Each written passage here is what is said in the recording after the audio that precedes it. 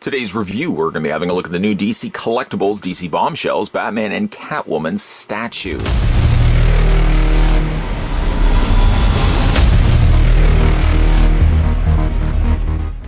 This DC Bombshell statue presents a 1940s spin on a comic book romance that has spanned generations. Inspired by the art of internationally renowned designer and illustrator Aunt Lucia and sculpted by Jack Matthews, this statue may look like Catwoman's going in for a kiss, but a closer look at her hands shows her sights set on the Batmobile. The statue measures approximately 11.5 inches tall and is limited to 5,000 pieces. Inspired by vintage pinup art, the DC Bombshells line features DC superheroes during World War II and launched the DC Comics series of the same name.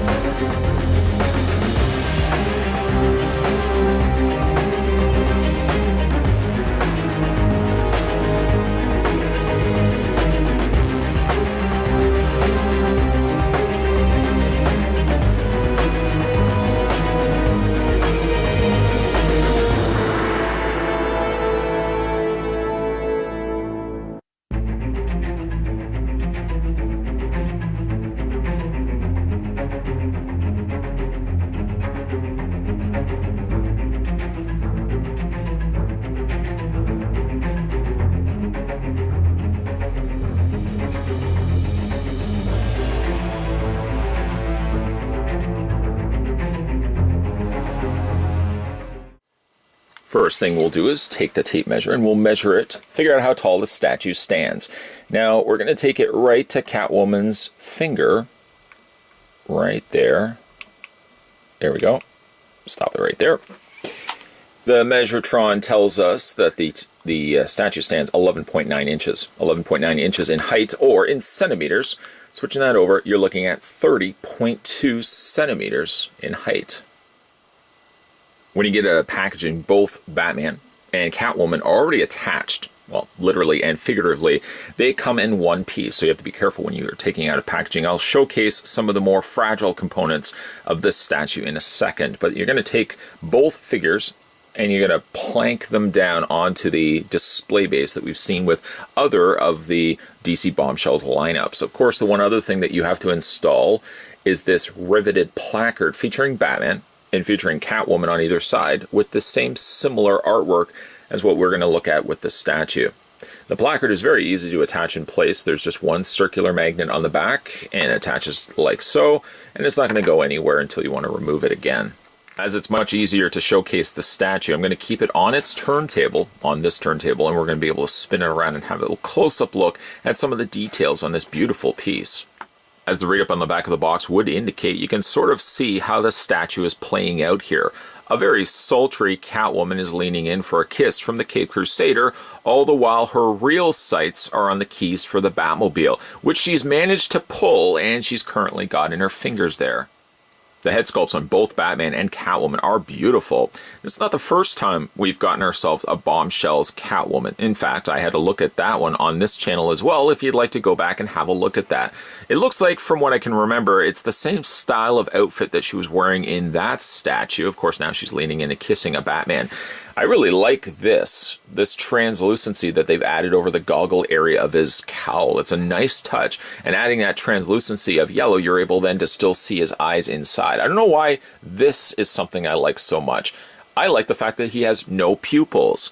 I would have thought that this being a Bombshells lineup, that they would have actually gone for more realism, and therefore they would have shown the eyes of Batman.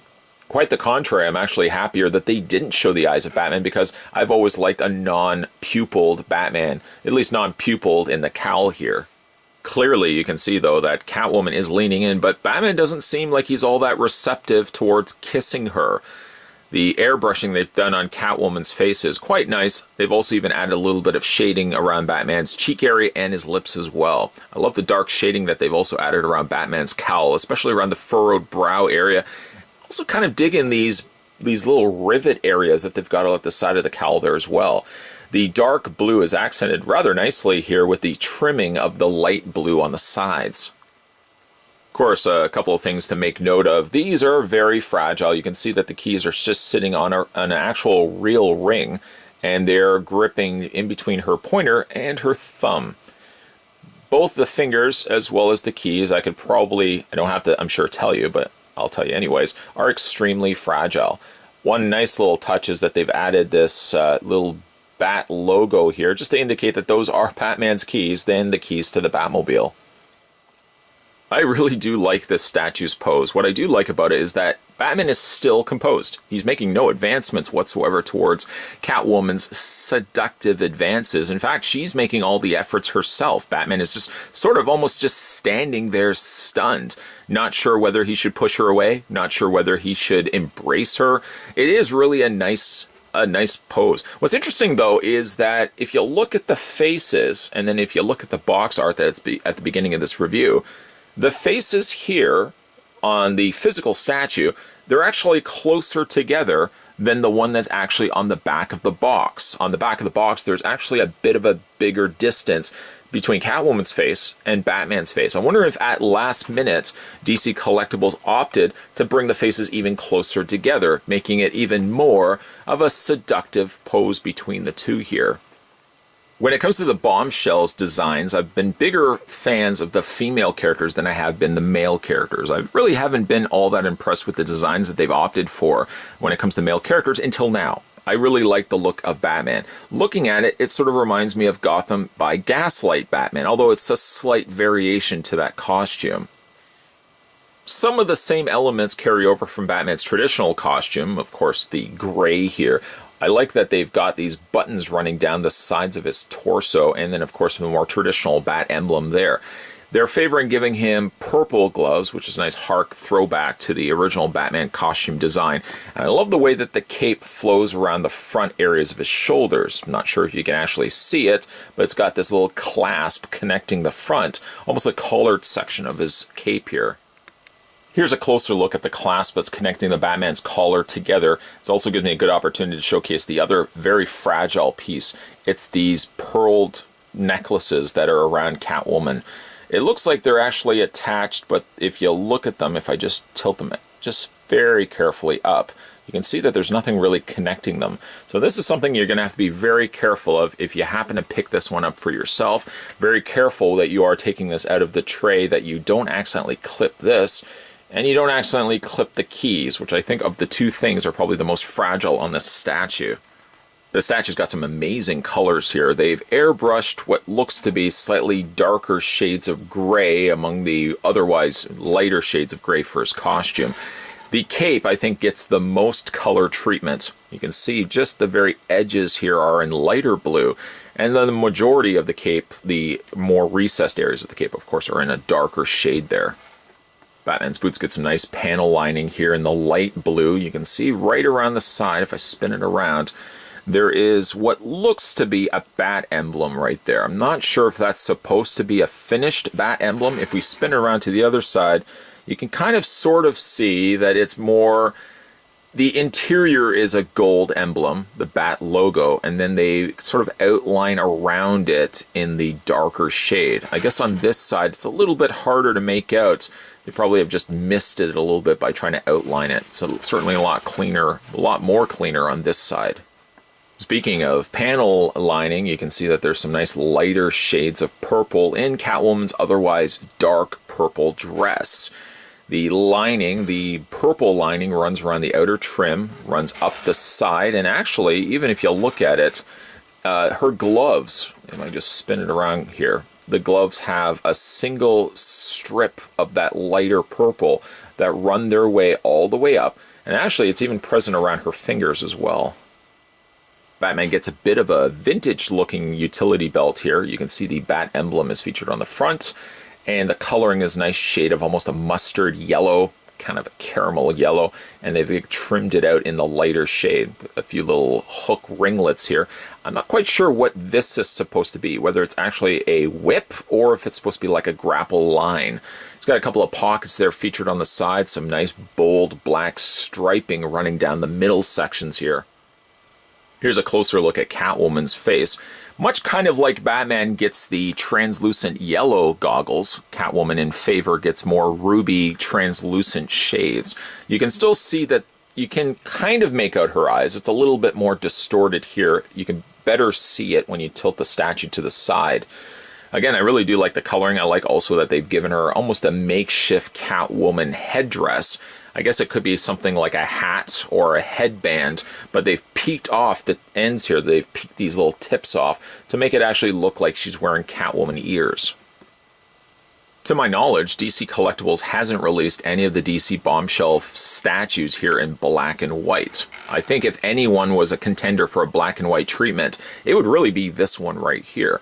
I think they could make use of the lighter shades. In fact, actually the gray, I think, on Batman's outfit could probably be kept the same, and all the dark areas, like the blue, for example, could be done in a dark gray or black.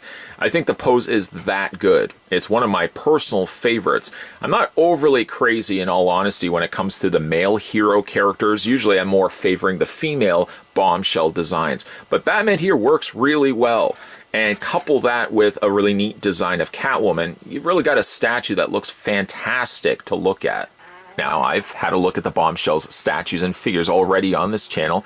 Regular and loyal viewers of this channel, thank you for that, by the way, will probably know I'm a big fan of the 40s design. There's something about the 40s Bombshells designs that I think work well for the DC heroes and villains. Although I've always feel like it worked better for the females than I thought it did for the males. I don't have many examples to really go by. There was, for example, a Bombshell's Aquaman, which I really never picked up because I wasn't crazy about the design.